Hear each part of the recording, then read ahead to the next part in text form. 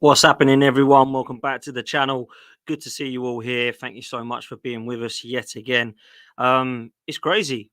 It's crazy because it's a new dawn, it's a new day, and Thomas Partey is injured again. That almost rhymed. Wow. I mean, what's going on? What is actually happening with this guy? We are told that he's back in training, everything's looking good, not quite ready for Forest, but hopefully will be good and we can get some minutes under his belt in the game against Liverpool. And now it's being reported that from Romano that he's injured again. This is madness from Thomas Partey, man. We're going to get into that. We're going to talk a little bit of team news. We're going to talk a little bit of what Liverpool are going to, how Liverpool are going to set up, and talk a little bit about what we expect for the game that is up and coming this weekend. Join us a little bit later. You hear from myself. You hear from Roms. You'll hear from Footy Judge Mo, who'll be on with us, and Lewis from Chelsea, Carefree Lewis, that is, will be on as well. So that's going to be at 6 p.m. So make sure that you set your reminders. 6 p.m. this evening, it will be us four talking all things this weekend for a weekend preview. But we are going to talk Thomas Partey. We are going to talk Arsenal. We are going to talk team news. If you didn't check out last night, I did a bit of a roundup on who actually went where in the end, because it was such a dead window. No one really took any interest as to what actually did happen. So I tried to round it up as best I could in terms of the biggest deals. So make sure you click on that. That will be in the last video that I did last night. Let's talk, shall we? Before we do that, smash the like button, please, people. Make sure that we hit as many likes as possible. Want to try and get to the end of this video and we have 100 likes. That's all I ask. That is simple. Surely that is easy to do. All you got to do is hit the like button. It keeps me very, very happy. Hit the subscribe button as well while you're there. It's literally 2 buttons. It's absolutely free. And I hate keep pushing it, but if I don't do this, people don't do it. Yeah, if I don't ask, you don't get in life. So all I need to do is ask you to click 2 buttons and we're good. Listen, this is really, really disappointing. Some of you will be waking up to it. Some of you around the world will be hearing it over the last hour or so. And some have literally just clicked on it now. Thomas Partey is injured again, ladies and gentlemen. We were told, weren't we, that he was coming back in the Manchester City game. We saw him for a few minutes. He was part of the contribution to the goal that we did score. And then we didn't see him again. He went on to an international break and got injured, apparently, and we haven't seen him since. And then we were rumoured that he was in training. It was looking good for Thomas Partey. Things were on the up. Weren't quite ready for the Forest game. Couldn't quite make the bench, but be fit for Liverpool and expected to be a part of the squad for that game on Sunday. And now we're being told he's crocked again. Thomas Partey is injured again. Now, I don't know how. I don't know why. But all I know is that Fabrizio Romano has suggested that he's in a similar area that he's felt pain yet again, and he's broken down in training. Some that I've actually spoken to have said to me, oh, he hasn't trained for the last 3 days since the Forest game.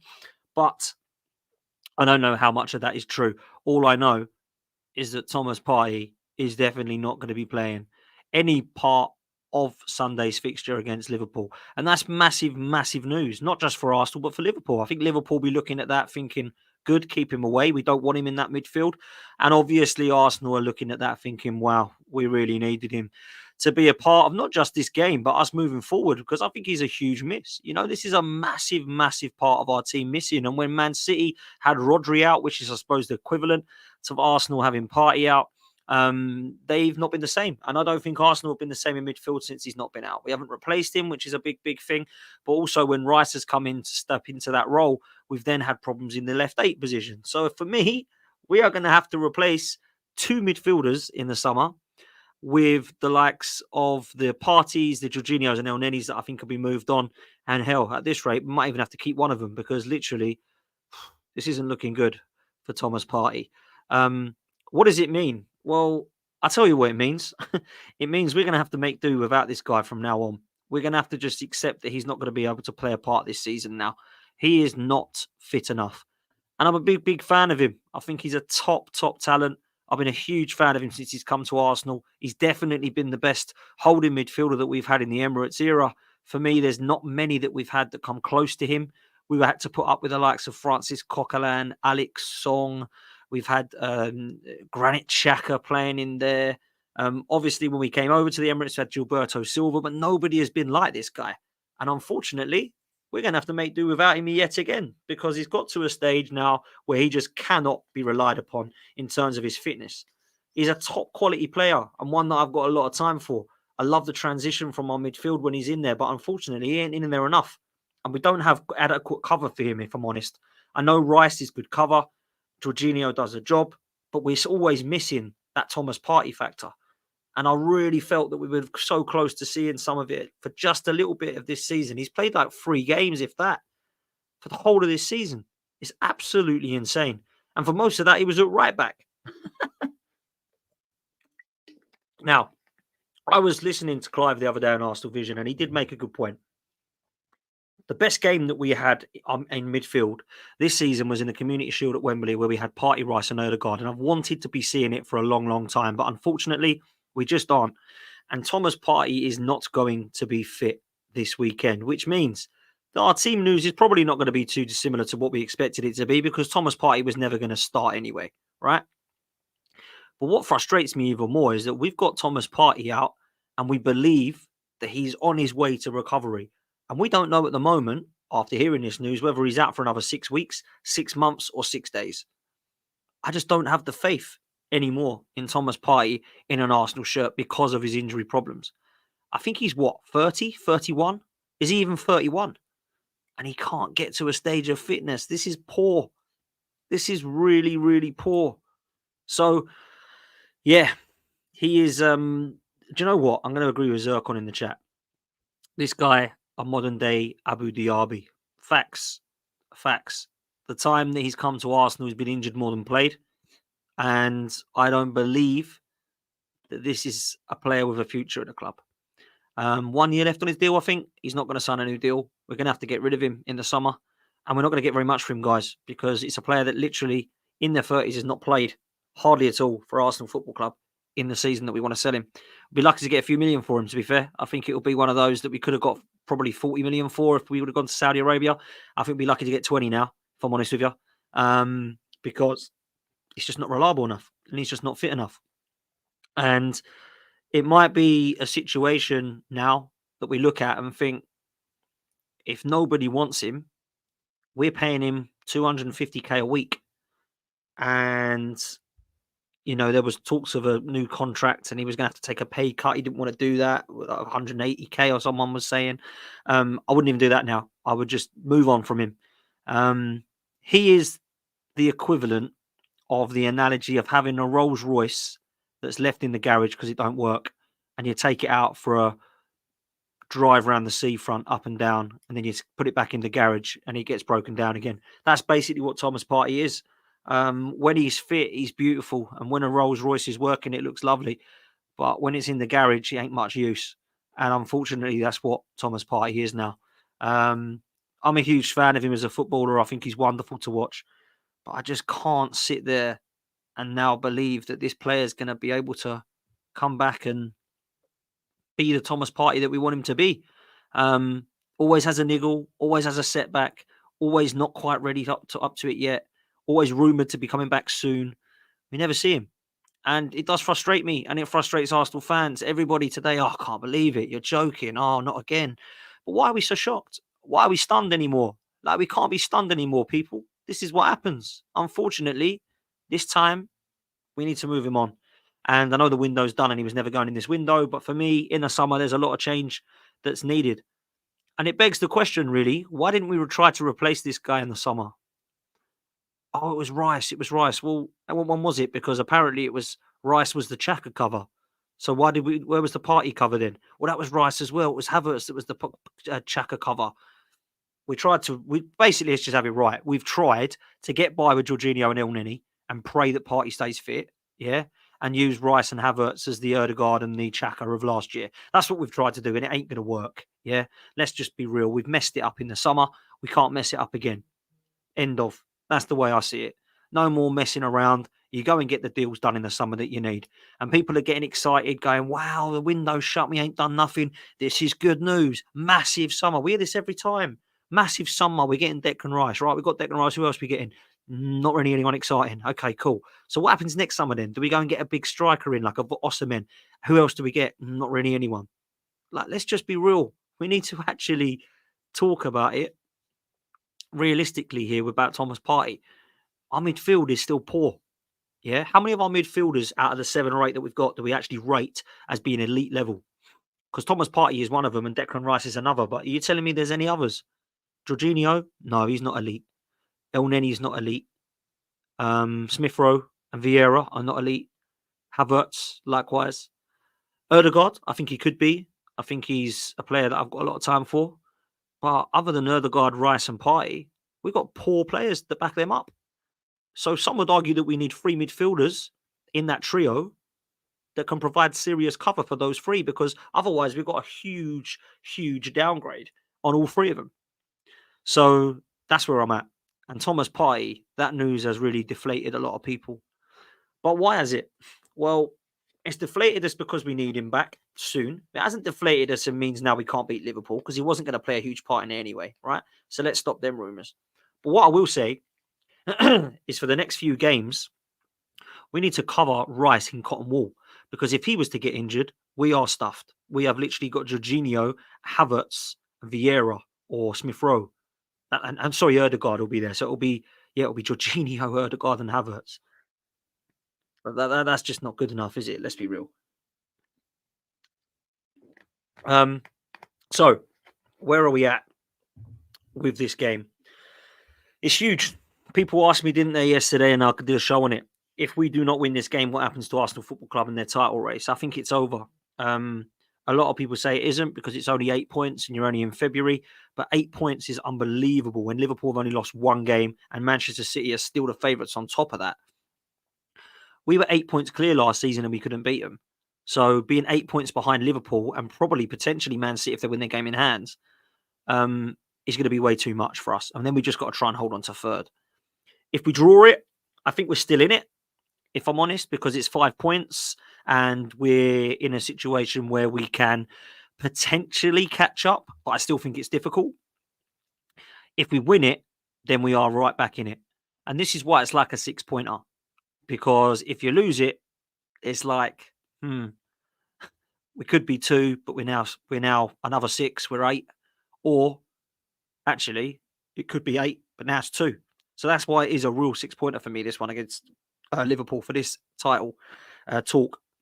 In terms of Man City, I don't really know what they want. I imagine they want a draw, but they might want Arsenal completely out of it and Liverpool to win so they can fight them like old. I don't really know. And if I'm honest with you, I don't think Manchester City really care. But what I will say is that Arsenal should. This, for me, has to be a win now. We can't sit here and start talking to ourselves about how important it is to try not to lose this game. We've got to go out there and win it. And we can beat Liverpool, by the way. They're not outstanding. They're not, wow, unbeatable. No one can get near them. They lost by VAR, not by Tottenham. It was a disgrace how they lost. But they can got in behind. We should have beaten them in the FA Cup. We should have been 2-3-0 up in the first half hour. We weren't. Why? Because we didn't take our chances. No more excuses about that this time round. We have to take chances. Jesus goes through like he does against Forest and hits the post. We won't win the game. He goes through. He's got to bury them. Saka and Smith-Rowe, they go through. They can't put it wide. They can't put it over. They've got to put it in the back of the net. No more parries into the goalkeeper. No more rolled across the floor shots that the keeper just picks up. They've got an unbelievable side, Liverpool. Yeah, really good side. And every single department is strong. Goalkeeper, defence, midfield, and their centre forwards. Their attack can score. Their midfield can play. Their defence is solid. They've got attacking fullbacks. They've got the best goalkeeper in the world. This isn't going to be a breeze. This isn't going to be turn up and just make sure that we beat them. This is going to be actually put everything on the line. This is the biggest game of Arsenal's season right now. Arsenal have got so many challenges that they've failed this season. We weren't able to win the North London derby. We weren't able to win London games at Stamford Bridge. We weren't able to go to Fulham and win. We weren't able to beat Fulham at home. We weren't able to go to St James Park and win. We lost. We weren't able to go to Villa Park. We lost. We weren't able to go to Anfield and win. We drew. Now we've got them again. We weren't able to beat them in the FA Cup. We weren't able to beat West Ham in the Carabao Cup. So we failed about 7 or 8 things already this season. We're only in February. Let's not start failing again. Yeah? Let's go and make sure that we beat this team. So how do we do that? Listen. There's certain ways you can get in behind Liverpool, in my opinion. But at the end of the day, you're not going to be given 5, 6, 7, 8 attempts. They're not going to gift you goals. You're not going to be peppering the goal of Liverpool.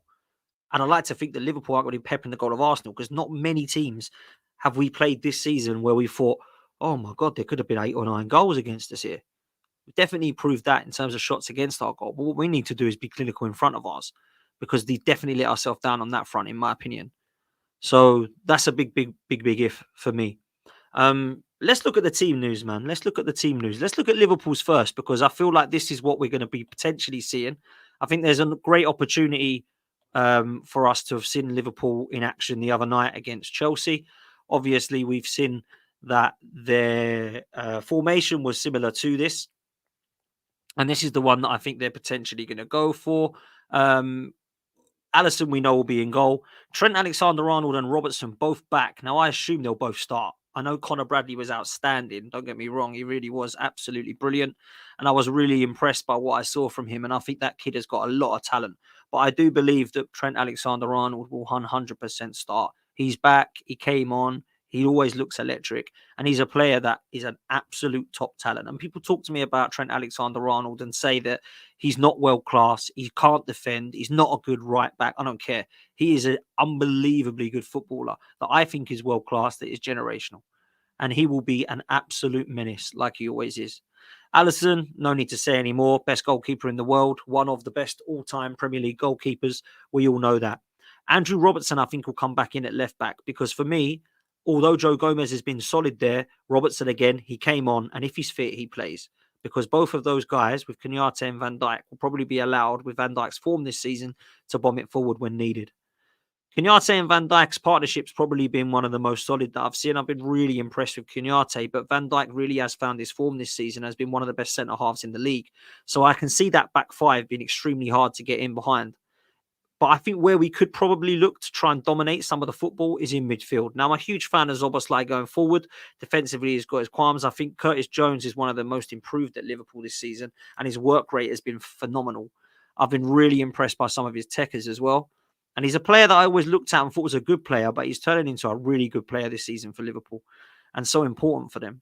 And to be fair to McAllister, he's a beautiful footballer. I'm not still so sure that he's a number 6, but he's done a really good job there. And I think that the way that he controls the football is quite impressive. We'll come on to Arsenal's midfield in a minute, but I do feel like we can dominate that area of the pitch. And I think it could be won or lost there. So I'm really interested to get your thoughts on that in the chat. And then we come to the front three. Now, I don't know how they're going to interlink or how they're going to line up, but I think it will be these three. Sometimes we see Darwin Nunez coming in off the left and Jota going more centrally. And I think Diaz can play on either wing, to be fair. But I put them there because I think that's probably the area of the pitch that they'll probably see most of. Darwin Nunez causes absolute havoc and is a nuisance, proper, horrible player to play against up top. He's seen already this season what he does and how much drama and chaos and havoc that he can cause. But I've said it before, this guy's an alcoholic. He loves the bar. Literally 4 times he hit the bar the other night. I couldn't believe it. Diaz found some shooting boots again of the last few games, and Jota is probably one of the best finishers in the Premier League. And there was the debate I had on the show the other night about whether he was the best finisher that Liverpool have ever had, as Carragher said. And I personally don't think he is. I personally feel like Robbie Fowler's the best Premier League finisher I've ever seen, let alone just at Liverpool. Absolutely phenomenal ground up watching him. Scary. So that's how I think they're going to line up. And they've got some really, really interesting key battles that we're going to be seeing there. Trent Alexander-Arnold against Martinelli, Saka against Robertson. Obviously in the midfield, which we'll come on to in a minute, that's going to be huge for Declan Rice, Ødegaard. And then up top, we've got to try and get in behind when Trent Alexander and Robertson are bombing it down there. We've got to try to ensure that we have the ability, if we can, to counter-attack. And Zinchenko is going to have a big game. I'll tell you this now, a big, big game. So that's where I'm at with Liverpool's team. I want to share the Arsenal team that I would go with, and I think potentially we're going to see. I know there's a lot of a lot of people that believe that we are going to see a little bit of change, but I'm not so sure how much. This is the team that I think we should look to try and utilise if we can. Obviously, David Raya is going to continue to stay in goal. There's no point having that debate with Aaron Ramsdale anymore. Ben White needs a really good game at right back, and I've been impressed with him in the last couple and think he stepped it up. But as a season as a whole, I still think he's been pretty poor in parts. Zinchenko is always a liability defensively, but on the ball, I think he's great. And I think he proved again his frailties, but also his positives the other night against Forest. When you look at him, he's not really in line with the defence. He's keeping everybody on. He's not won his battle for the headers. And he's allowed the ball to get across. But going forward, everything he did on the ball was absolutely sensational, man. I can't lie to you. Then you've got Gabriel and Saliba, probably the best partnership in the Premier League this season. And although Saliba got bodied, I don't want to be seeing him doing that against Darwin Nunez or any of the Liverpool attack, that's for sure. So them two need another good, solid performance. And then I think this is where it's interesting for me. This is where I'm really interested to get your thoughts in the chat. Because we're going to go with Jorginho, Rice and Ødegaard. That's what I would like us to see happen. Now, it could be different. We could go Smith-Rowe or Havertz in there, right? But what I'm looking at here is Jorginho to slow things down and try and take some control of the midfield. Because they're going to have Alexis McAllister in there, but they're going to have Szoboszlai and Curtis Jones.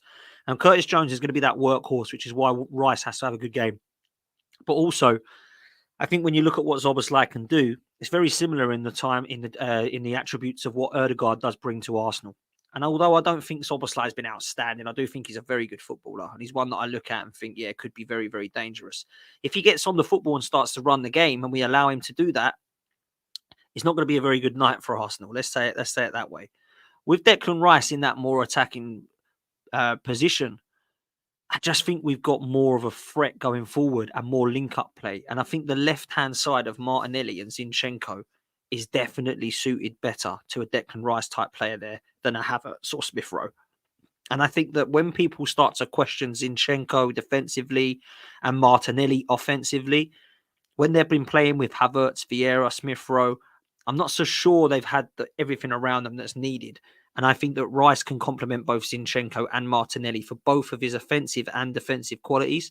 And I'm really looking forward to seeing that happen. Now, whether it will or not, I don't know. We could still go with Rice in the 6 and go for Havertz in the left 8. Or Smith-Rowe, who got the nod the other night against Forest. So it could be interesting to see where we go with that one. But Jorginho in there for me is where I think I would like to see. We saw it against Manchester City, didn't we? There was only really Partey and Saka missing from that. Jesus played more wide to cover for Saka. We had, I think it was Trossard. And then obviously Jorginho played in that defensive midfield role. And it worked, man. It worked. And I'm hoping that we can have a similar performance than the one that we did at Man City, where we literally kept them out and we just kept knocking on the door, and we went for it. Now, that's not actually how I believe the game will go, but I think that's how we might set up to try. Now, I don't go for a 1-0 Arsenal win. I might have you, must let you know. I would take it, 100% I would, but that's not the prediction I'll go with. I'll go with my prediction in a minute. But that's the lineup that I would like to see. Then Saka, Martinelli and Jesus. And what I'd love to see from these three is not just put a ball in the back of the necks. It's not quite that simple. I'd like to see them both interlink a lot more. And what I mean by that is not together, just switch around a little bit more. So Martinelli come out to the right-hand side, Saka come out to the left-hand side, just for 10 minutes in the first half, maybe part of the second half. Gabriel Jesus maybe swapping with Martinelli, allowing him to go to wide right or wide left. It'd be really good to see that. And I know that we see that sometimes. I just don't think we see it enough. It's going to be really complicated and confusing for Liverpool to have to defend against that front three if they're literally going chopping and changing every few minutes. They're going to think, who are we picking up here? Who are we actually supposed to have here? Who are we supposed to be marking? And I know that football don't always work like that because it's a lot more zonal and it's a lot more tactical in that way that they don't actually care about the name of the person. They just care about the position of the player. I get all that. But it can give different attributes for each position. Trossard, for example, when he comes on, Havertz, for example, don't just go like for like. And that was what was getting really frustrating for me. So that's what I'd like to see. Now, the other good thing is that we've actually got some opportunity to actually look at some different players this time round. We've obviously got Trossard and Smith-Rowe, I've mentioned. Previously, it was just Nelson and Eddie. You can add Nelson and Eddie as well now to Trossard and to Smith-Rowe. Kai Havertz as well. They're three subs that can actually all at least look to change or impact the game. And that's what I'd like to see from them now. I don't want to be seeing a like for like.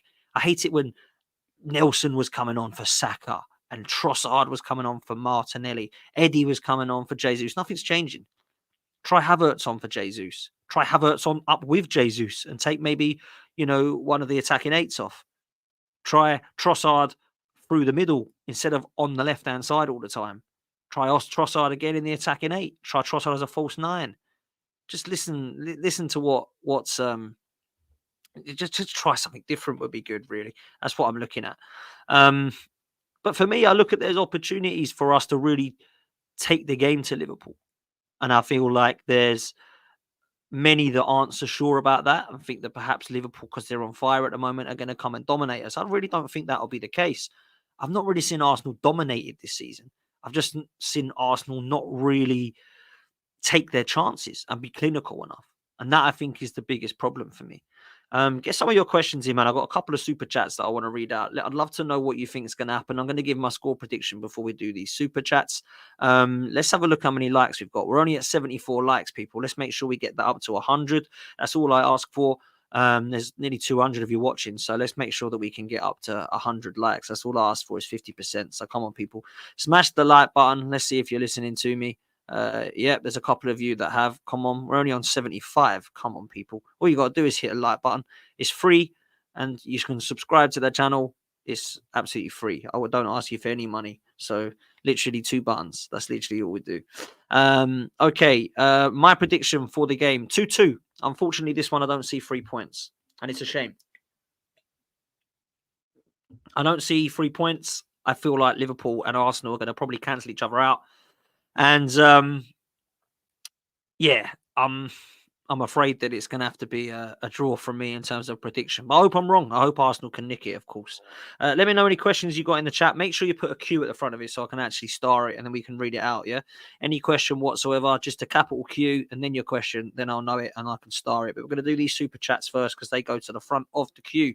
This comes from Kevin K. Who says, it's an absolute disgrace how this is the second January window in a row that we have wasted. There is no ambition to do better or improve. Arteta and Edu out. Well, listen, tell us exactly how you feel, Kev. Thanks so much for the super chat, bro. I much appreciate it. The January transfer windows have been frustrating at this club, haven't they? I was talking about this yesterday, or was it last night, where we've done nothing in this window. The last window that we bought, Jorginho and Trossard, was underwhelming in terms of who we were linked with, in terms of like the Caicedos. And big money signings on like Mudryk, which I think most people are happy didn't happen. And then the one before that was a disgrace, if I'm honest with you, because we actually got rid of Aubameyang, paid Barcelona money to actually take him away from us, and then replaced him with nobody. So we have had some really bad ones. And I can't remember what happened the one before that, but I believe that we literally got Matt Ryan and Erdegaard. And then the one before that was Pablo Mari and Cedric. So January and Arsenal is just another month. It is not a transfer window as far as we're concerned. It's really quite poor. So I understand your frustrations, bro. I do. I really understand your frustrations. And I can't sit there and lie to you and say that you're out of order for saying that these people need to be sacked, blah, blah, blah, because that's how you feel. And that's your opinion, bro. Absolutely. So listen, big up for the super chat, my friend. Thank you very much. Daniel G, big up. Daniel, he says, the fact Arteta actually sat in that presser and complained about having a thin squad, which he himself built, made my blood boil. How is this acceptable? This was an incredibly frustrating press conference to hear, because when he sits talking about a thin squad and he has been given £600 million and 4 years to build a squad that is no longer thin, it's really, really poor. And it's really frustrating because you didn't have to have a thin squad, but you've decided, for example, to get rid of the likes of Kieran Tierney. You've not looked to strengthen on a striker or try to upgrade or add to the backup of Eddie Nketiah solely alone. You've not looked to try to strengthen anything for Saka's position. We still don't have a right centre-back cover for Saliba, unless you think that Tomiyasu, Ben White or Timber can play there, but we haven't really seen them play there for months, even when Saliba has been rested. Let's look at where we are with the goalkeeping situation, which is probably the only area of the team that now has strength in depth. Unfortunately, that has been problems caused by Mikel Arteta, which I think has given some unrest in the dressing room from what people have said. So there's definitely some frustrations with the stuff that he's saying. It really is. And he does say some weird things. And this was another one. We have a very thin squad. It's one of the thinnest, he said. One of the thinnest squads. Like, what's going on? You've been here for 4 years, man. You've had 8 transfer windows and £600 million. Why is our squad so thin? What are you talking about? It's absolutely crazy. But that is what he said. Jeremy Morrison, big up yourself, my bro. This is a super chat. Says, was it too simple for the greatest young manager in the world to predict that Partey would be injured again and to already get a replacement last summer? Now, this was what I mentioned earlier. Why have we still not replaced Thomas Partey, William Saliba, Gabriel Jesus, and Bukayo Saka? And you know what? You can add to Declan Rice in that now as well, because he's the only one we've got in that position that can do that former kind of Chaka role where you can go box to box. There's 5 positions in the summer that we need. And I don't care the names. If you want, throw me names. Saliba's cover, Diamande from Sporting Lisbon. Brilliant. 19 years old, 35, 40 million. That's going to cost. Zubimendi for Partey if you want, 50 million. Apparently we've agreeing it for the summer. Brilliant. Declan Rice, Kefren Turam or Yusuf Fofana. They're probably going to be, I think Fofana's release clause is something around the 40 million euro mark. Go and get it done. Then you've got Pedro Neto for me, who's balling yet again last night, balling. Either him or Michael Elise. It's going to cost you a lot of money, but 50, 60 million will probably get you Pedro Neto. And then up top, you go and get your Victor Osimhen, your Ivan Toney, or your Alexander Isak. They're the 5 names that I'll give you, just like that. And I'm no scout, but you can see with your own eyes that those 5 are going to come and give Arsenal a chance of winning a title or a Champions League. More than the likes of Eddie Nketiah, Reece Nelson, Jorginho, El Neni, Jakub Kivior. Those names are not going to. So I'm absolutely with you. Jeremy, I'm with you, bro. This should have been addressed. And now he's injured again. And it's not been addressed. It really is poor. And meanwhile, Edu's picking up awards for his unbelievable work. Very, very strange. Very Scouse Mike says, what are your thoughts on some fans saying no matter what Arteta needs until the end of next season? Let me read that again. What are your thoughts? Some fans are saying no matter what Arteta needs until the end of next season. Oh, he needs until the end of next season. I'm not giving him until the end of next season until he tells you what he's going to do this season. It's very, very, very strange at Arsenal. We get this. Imagine what will be like next year. Imagine what will be like in 5 years. Imagine what will happen when Saka is 27. He could play at Real Madrid. I don't have a clue. We said this about Fabregas and he went back to Barcelona.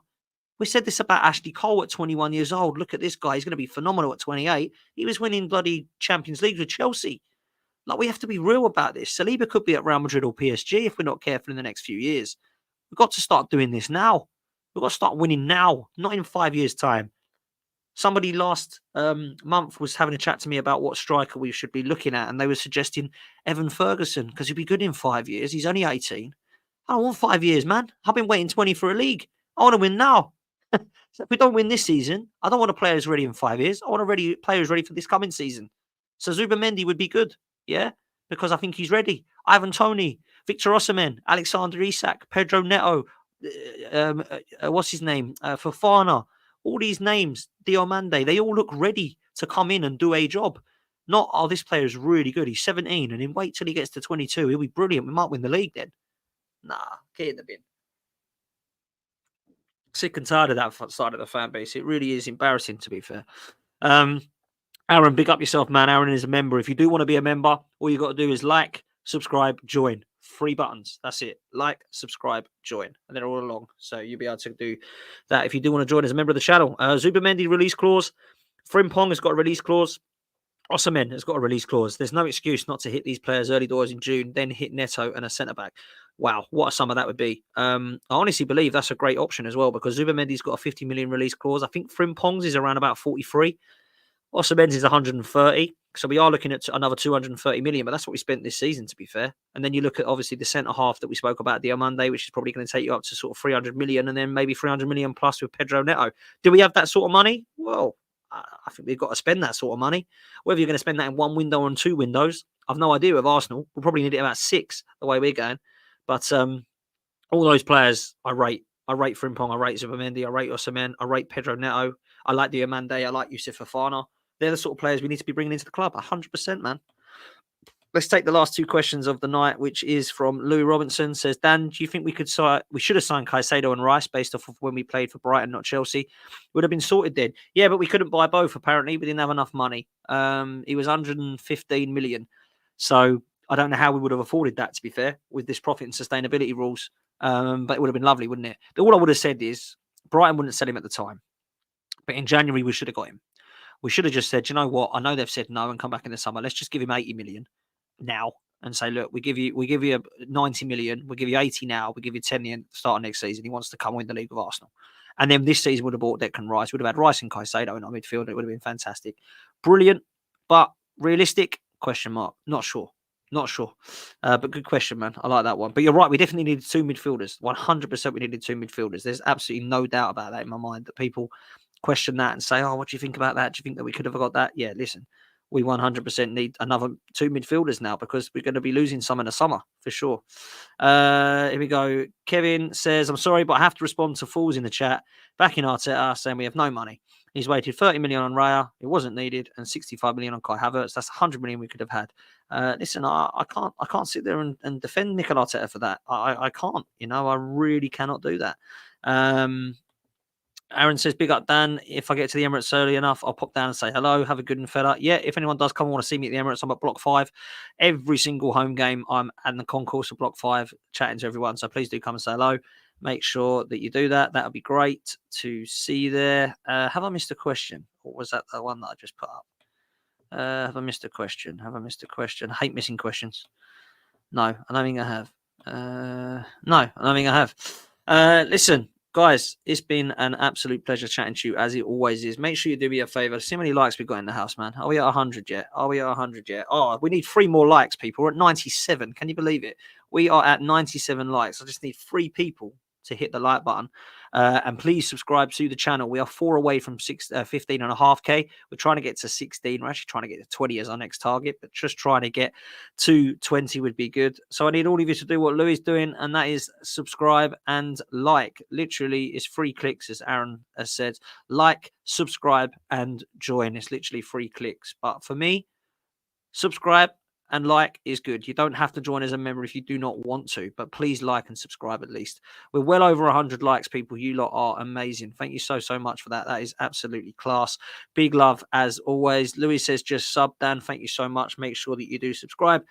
Make sure that you hit the like button as you leave. I'm going to be back later at 6 p.m. Please do not make sure that you do not miss it. It's going to be myself, Carefree, Lewis, Footy Judge, Mo, and Roms talking about all weekend preview football. So we will be back at 6 p.m. Make sure you do us a favor, smash a like, subscribe on your way out, and we'll see you next time. Out of here. Peace. Up the Arsenal.